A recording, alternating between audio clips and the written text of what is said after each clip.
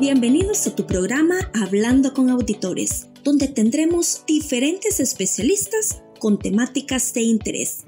Prepárate para un viaje educativo y entretenido mientras nos sumergimos en el fascinante mundo de la auditoría con un enfoque único y dinámico. Bienvenidos a bordo.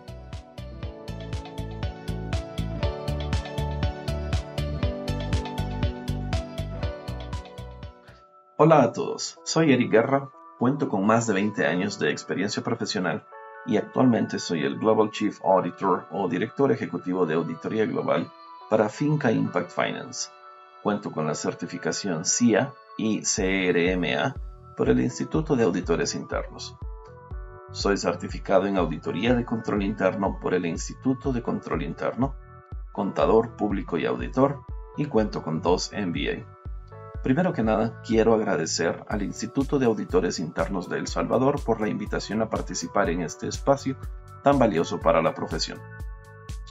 Hoy conversaremos sobre 5 formas en que el auditor interno agrega valor. Claramente estas 5 formas no son las únicas, pero su relevancia, impacto e interrelación las hicieron merecedoras de pertenecer a este listado.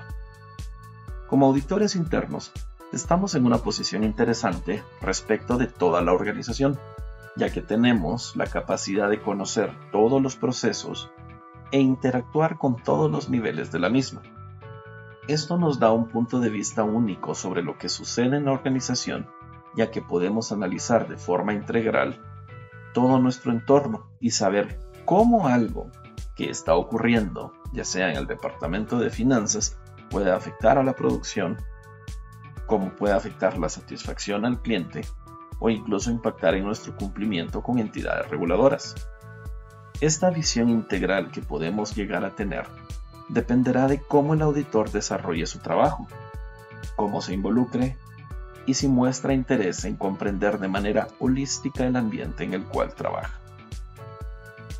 El propósito de nuestra función, como aparece definida en las normas globales de auditoría interna, es fortalecer la capacidad de la organización para crear, proteger y sostener su valor al proporcionar al consejo y a la alta dirección aseguramiento, asesoramiento, prospectivas y previsiones de manera independiente, objetiva y basado en riesgos.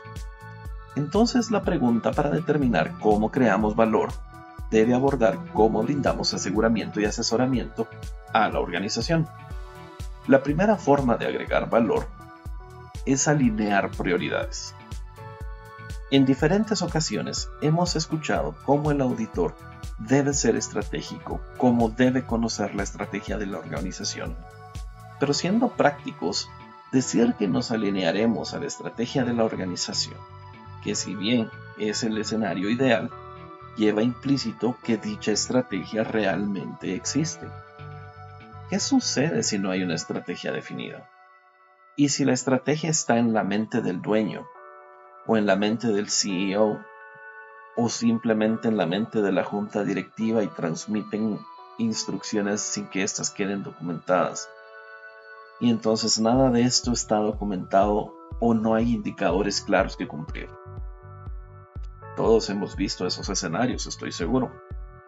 Es entonces que hablamos de alinear las prioridades. Si el ejercicio formal de una definición estratégica existe, será el mejor escenario. Si no es así, sentarnos y tener una conversación con el liderazgo de la organización es imprescindible para poder alinear el plan de trabajo que la evaluación de riesgos tenga la perspectiva de la administración respecto del futuro de la organización. Si consideramos todos los elementos que comprende tener una estrategia en el sentido estricto de lo que esto representa, hay muchos elementos que están presentes frecuentemente en estructuras robustas de gobierno corporativo, mientras que en entidades más pequeñas todo parece ser más empírico. Esto implica que cada organización es muy particular en la forma en que realiza las cosas. Es alineando estas prioridades que la administración tendrá expectativas positivas sobre nuestro trabajo, ya sea de aseguramiento o de asesoría. porque anticipa valor agregado por el solo hecho de estar enfocado en los mismos elementos. Ahora bien, solamente estar alineado no es suficiente. Es allí donde entra el segundo elemento, y es enfocarse en lo que es importante. Nuestro trabajo puede estar alineado con la estrategia de la organización, pero los elementos de los procesos e iniciativas son muy variados, por lo que es prioritario comprender el universo de elementos y el contexto de su ejecución para saber qué es importante. Por supuesto, si nuestro trabajo está alineado con la estrategia, todo debiera ser importante. Pero el momento en el tiempo en el que decidimos hacer alguna revisión, siempre va a ser un factor para considerar. No se tiene el mismo impacto en revisar un proyecto mientras éste se está desarrollando que si llegamos en la fase final, porque entonces toda nuestra retroalimentación representará que la organización debe regresar 3 meses en el trabajo para corregir alguna situación que se encontró. Es entonces que, mientras se desarrolla, tiene un impacto de mayor valor para la organización porque no hay sobrecostos, porque no deben repetir nada. ¿Qué pasa si llegamos luego de que este ha sido ya implementado? Ya no estamos revisando el proyecto, lo que estamos revisando es cómo se ejecuta el proyecto que se implementó y cómo el producto final realmente está agregando valor a la organización. Eso es un enfoque muy diferente. ¿O qué pasa si nosotros somos parte de los comités que están desarrollando el proyecto y llegamos con un rol asesor a lo largo del proyecto para dar alertas tempranas? Claramente nuestro escenario, nuestro rol será muy diferente. La madurez del proceso o elemento que estemos revisando amerita que nuestro trabajo tenga un enfoque más asesor y menos de aseguramiento. Si es un elemento que no es maduro, muy incipiente y necesita mucho trabajo porque no es efectivo, deberíamos de ser más asesores. Claro, no dejemos de lado el aseguramiento porque debemos saber cuáles son los impactos de tener un proceso tan inmaduro, pero podemos ayudar a la organización a fortalecerlo. Enfocarse en el por qué una transacción presenta desviaciones del control interno, en lugar de comprender por qué el proceso que lleva a esa falta de cumplimiento ha fallado, es algo importante que debemos de tener presente. ¿Por qué lado nos debemos ir? Cuando se hacen revisiones es muy fácil dejarse llevar por el primer elemento de riesgo o la primera situación que se nos ponga al frente, siendo nuestro trabajo de análisis muy superficial y de poco valor porque nos quedamos en ese primer elemento.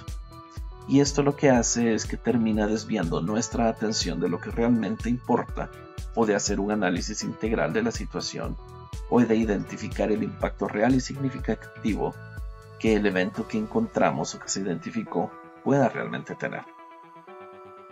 Decir que nos vamos a enfocar en lo que es importante representa comprender el contexto en el cual estamos realizando el trabajo, para poder volver con la administración con elementos que son relevantes y oportunos, permitiéndoles reaccionar y resolver la situación que haya sido identificada. Para que nuestro trabajo sea oportuno, estar alineado con la estrategia y entender por qué es importante requiere que seamos flexibles, siendo este el tercer elemento. Flexibles para ajustar nuestro plan de trabajo, para ajustar la planificación general, el enfoque en los elementos que en su momento pudimos no haberlos identificado como relevantes, incluso si tuvimos una conversación con la administración para identificar los elementos de riesgo cuando estábamos realizando nuestro plan anual. La flexibilidad debe estar presente, sabiendo identificar cuando un compromiso de aseguramiento debe llevar un componente de asesoría, o bien transformarse completamente en una asesoría, para que pueda generar valor a la organización. ¿De qué sirve a la administración que le diga que todo está malo cuando ellos ya saben que todo está malo, porque el proceso que tienen es muy inmaduro? Realmente no le agregamos valor. Pero si entramos con un enfoque de asesoría y los ayudamos y los apoyamos a desarrollar ese proceso, diciéndoles y dando recomendaciones, porque no podemos jugar el rol de administración, pero dando recomendaciones de qué se puede hacer, les vamos a generar muchísimo más valor a la administración y vamos a ayudar a la organización a cumplir con sus objetivos. Saber que el plan de trabajo puede cambiar, que el enfoque definido al inicio debe ajustarse para mitigar un riesgo que previamente no habíamos identificado, o bien derivar en otro tipo de compromisos que podrían tener mayor relevancia que lo que ya se encuentra planificado. En muchas ocasiones puede suceder que desarrollamos completo un trabajo y resulta que vimos la punta de un iceberg, una bandera roja, algo que nos llamó la atención, pero no nos detuvimos a ver qué más había allí, porque está fuera de alcance. Muchas veces se ha pensado de esa manera, e incluso la misma administración puede decir, es que está fuera de alcance, ¿por qué vas a revisar eso? Y ese argumento lo que puede ser es que lo estén utilizando para evitar entregar algún tipo de información y evitar que indaguemos más, porque probablemente efectivamente hay algo mal ahí. Finalmente, estas pueden ser alertas de que hay algo más allí que simplemente nosotros aún no hemos logrado ver o que no hemos comprendido aún. Tener la flexibilidad para decir, esto es interesante, me parece relevante y hay que investigar más. Ya sea que sea el junior o el asistente de la auditoría quien se encuentra con ese elemento y lo transmita con el senior o con el gerente, o que bien sea el director ejecutivo de auditoría quien tome la decisión y diga, hay que ampliar este trabajo, vamos a crear un nuevo compromiso, y que también determine la importancia y relevancia de decir, esto debo conversarlo con el comité de auditoría para que estén al tanto, esto debo llevarlo con el CEO para que esté al tanto y definir una estrategia. Hay muchos escenarios en los cuales nos podemos mover, pero es esa flexibilidad y ese entendimiento de qué es importante y cuál es la estrategia la que nos va a permitir definir qué camino seguir. En estas situaciones es que el cuarto elemento se hace indispensable, y es que debemos hablar el mismo lenguaje que la administración. No es lo mismo tener una conversación sobre cuáles son las normas de auditoría que no se han respetado o qué controles están violando y reforzar que deben seguirlos al pie de la letra, a tener una conversación con cómo esos incumplimientos impactan los objetivos de la organización, cómo impactan el desempeño del negocio. Resulta muy difícil sostener una conversación con una base técnica en auditoría y utilizarlo como argumento para explicar a alguien en la administración por qué es importante lo que nosotros compartimos. Es acá donde nuestra comprensión del negocio debe relucir y demostrar que entendemos no solo cómo funciona el proceso, cuáles son los controles o quién hace o deja de hacer algo en la organización, sino que comprendemos cómo la organización genera valor a sus clientes y genera una diferencia en el mercado en el cual compite, porque entonces esa comprensión nos permite tener una conversación muy diferente. Ese conocimiento de cómo funciona la organización se debe convertir en una interacción sobre los indicadores de gestión que administra la organización y cómo estos se ven impactados por los eventos identificados, por lo que tener una conversación de negocios será infinitamente más efectiva y persuasiva que con una con foco técnico. Esto no quiere decir que la base técnica o legal se debe dejar de lado, pero debemos ser efectivos en nuestra forma de comunicación. Si no somos efectivos en esa forma de comunicación, el mensaje se pierde. Y es este el quinto elemento el que nos ayudará a diferenciar y agregar valor a la organización: la comunicación efectiva. Como venimos conversando, comunicar en un lenguaje común hará infinitamente más efectivo y eficiente la transmisión de un mensaje. Sin embargo, hay otro elemento que no podemos olvidar, y es la persona con la cual nos comunicaremos.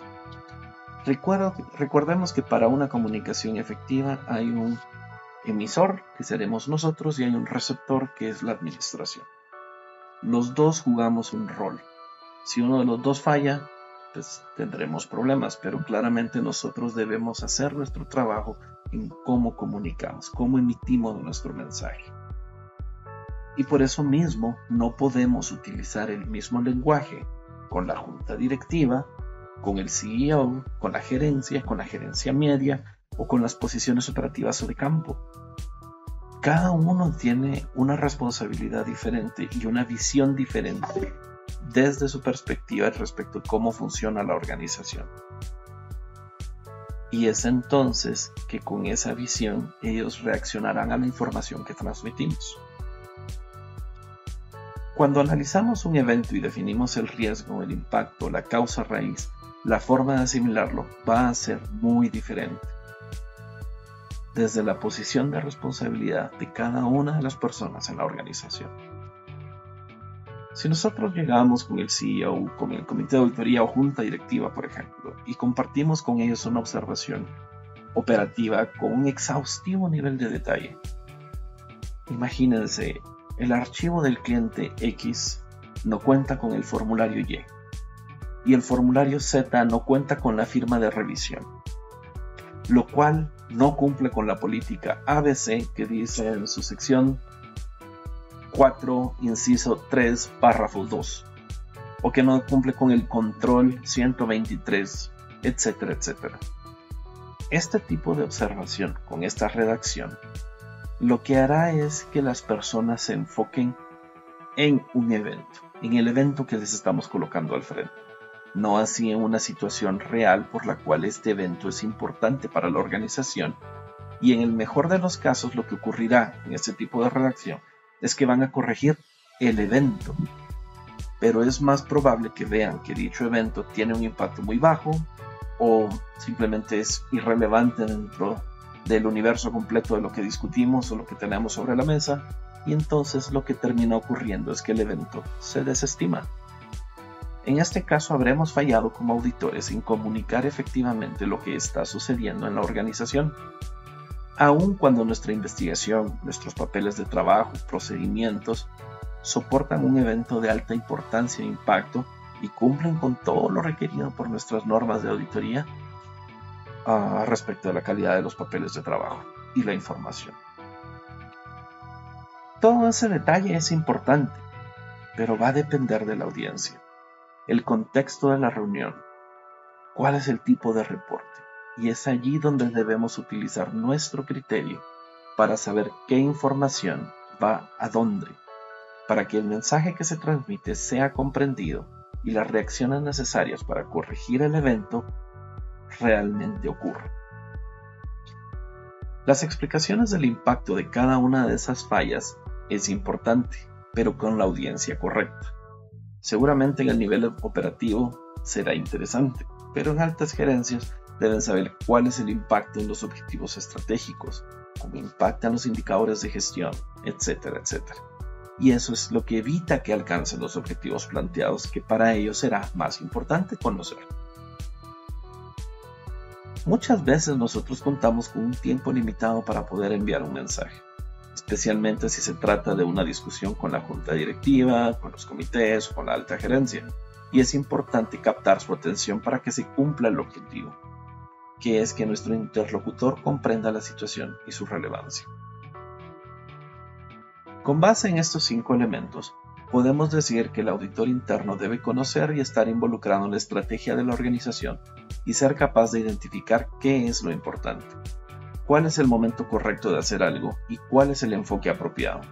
Para poder hacer esto, deberá ser flexible en cómo realiza su trabajo, sin dejar de observar el contexto en el que lo está desarrollando, comunicando así a la administración en un lenguaje que comprendan y puedan absorber de forma efectiva el mensaje que se ha de transmitir y entonces lograr un cambio.